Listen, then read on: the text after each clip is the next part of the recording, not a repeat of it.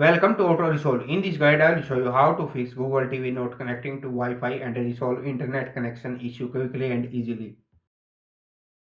Fix 1. Restart Google TV and router. Step 1. Turn off Google TV. Step 2.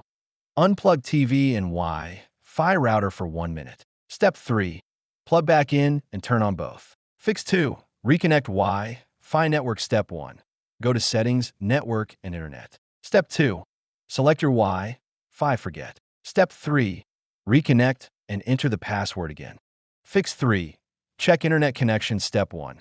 Connect another device to the same Wi-Fi. Step 2. If no internet, restart or reset the router. Fix 4. Turn off VPN or proxy. Step 1. Go to Settings, Network. Step 2. Disable VPN or proxy if enabled. Fix 5. Update Google TV system. Step 1. Go to Settings, System About. Step 2. Select System Update and install updates.